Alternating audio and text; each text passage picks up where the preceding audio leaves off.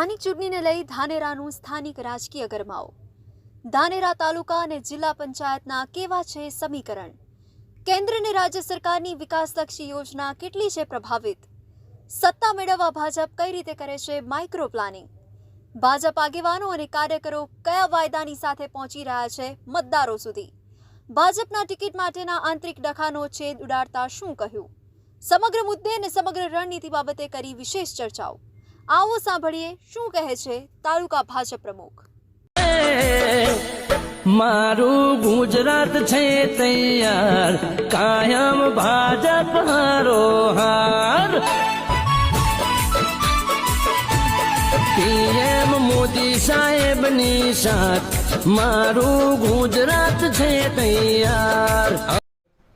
સમગ્ર ગુજરાત રાજ્યમાં સ્થાનિક સ્વરાજની ચૂંટણી લઈને જબરજસ્ત માહોલ જામ્યો છે, ત્યારે બનાસકાંઠાના સરહદી તાલુકો એટલે કે ધાનેરા તાલુકામાં પણ જબરજસ્ત રીતે માહોલ ચાલ્યો છે। દરેક પક્ષ ક્યાંક ને ક્યાંક પોતાની જે સીટ છે સીટને કબજે કરવા માટે એડી ચોટીનું જોર લગાવી રહ્યા છે। ત્યારે ધાનેરા તાલુકામાં ગ્રામીણ ક્ષેત્રમાં એટલે કે તાલુકા પંચાયત ને જિલ્લા પંચાયત પર શું માહોલ છે, કઈ રીતની રણનીતિ છે, સીધી વાત કરીશું તાલુકા પ્રમુખ જોડે। શું કહેશો, કેવો માહોલ છે? અમારી 5 જિલ્લા પંચાયત અને 26 તાલુકા પંચાયતના ઉમેદવારો જાહેર થઈ ગયા છે। અમારા ગ્રામ્ય લેવલના મતદારો ભારતીય જનતા પાર્ટીને મત આપવા માટે થનગણી રહ્યા છે અને એમને જે મોદી સાહેબ અને ભારત સરકાર અને ગુજરાત સરકારે જે ગ્રાઉન્ડ લેવલની યોજનાઓ બનાવી છે એ યોજનાઓને મહત્ત્વ આપી એમના સુધી જે યોજનાઓના લાભ પહોંચ્યો છે એ સુખી સમૃદ્ધ થયા છે એને સ્વીકારીને એ લોકો ભારતીય જનતા પાર્ટીને મતદાન કરવા અને એમના ઉમેદવારને બહુમતીથી જીતાડવા માટે ખૂબ ઉત્સાહ છે। સાથે સાથે મોદી સાહેબે અને ગુજરાત સરકારે જે આપણે ગ્રામ્ય લેવલે ધાનેરા તાલુકાને પાણીની મોટી સમસ્યા હતી તો ગામડે પાઇપલાઇનથી દરેક તળાવ સુધી પાણી પહોંચાડી અને ધાનેરા તાલુકાને ફરીથી હરિયાળો કરવાનો જે પ્રયત્ન કર્યો છે એ પ્રયત્નથી પ્રજા અને ખેડૂતો ખૂબ ખુશ છે।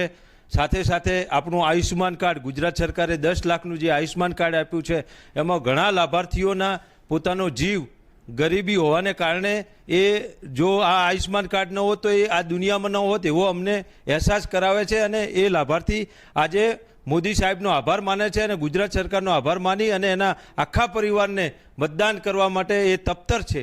સાથે સાથે વિધવા પેન્શન, વૃદ્ધા પેન્શન, લાભાર્થી આવાસ, પ્રધાનમંત્રી આવાસ યોજના એવા ઘણા અસંખ્ય ગણાવી શકાય એવી ગ્રાઉન્ડ લેવલની યોજનાઓને લીધે આજે લોકો ભારતીય જનતા પાર્ટી અને આપણું ગુજરાત સરકાર અને ભારત સરકારનું સુશાસન અને પ્રજાલક્ષી નાનામાં નાના વ્યક્તિ સુધી લાભ પહોંચે।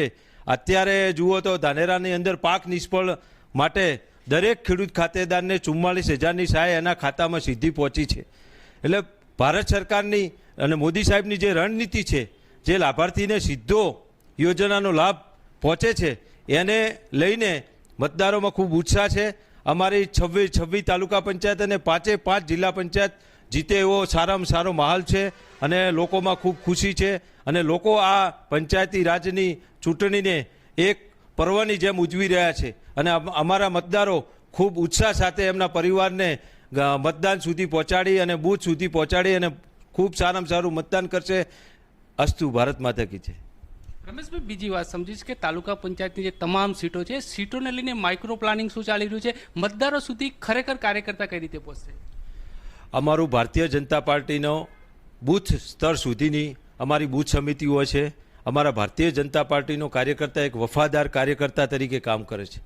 અમારી ભારતીય જનતા પાર્ટીમાં સર્વોપરી અમારો જે ગણો એ કાર્યકર્તા છે।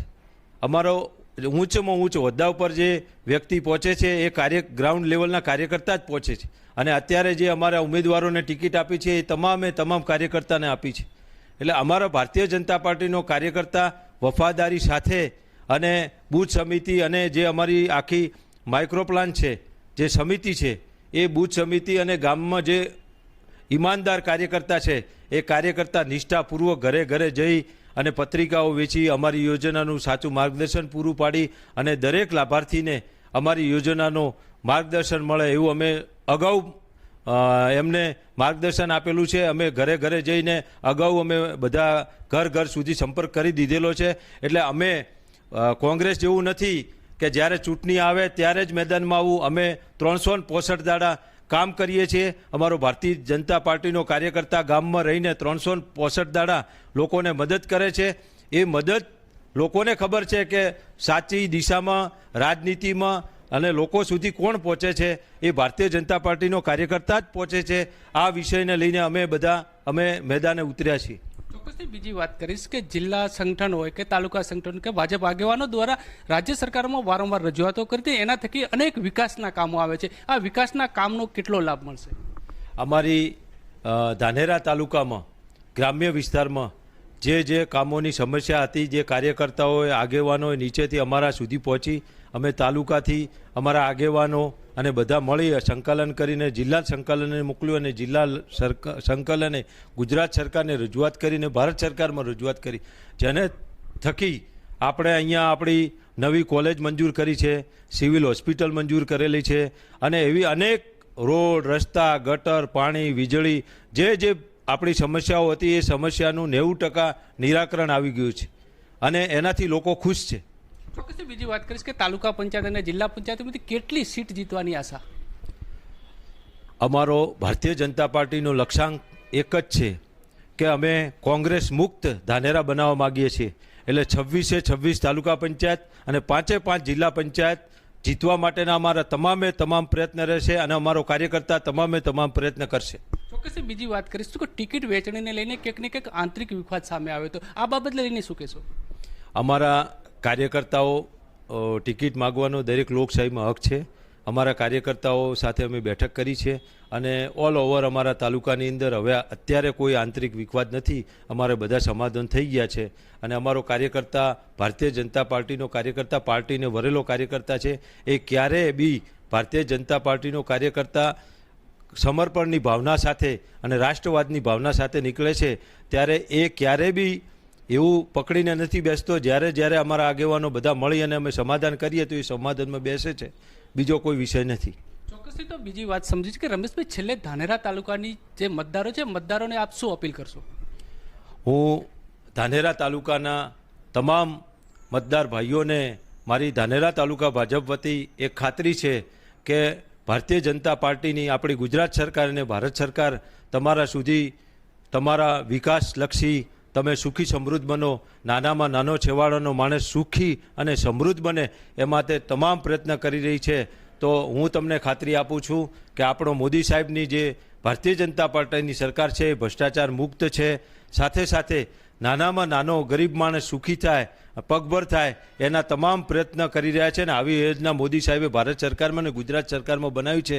એ પોલિસીને અનુસંધાને હું નર્મ અપીલ કરું છું કે ભારતીય જનતા પાર્ટીની તાલુકા પંચાયત બને અને જિલ્લા પંચાયત બને તો આપના સુધી આ યોજના સફળતાપૂર્વક પહોંચશે.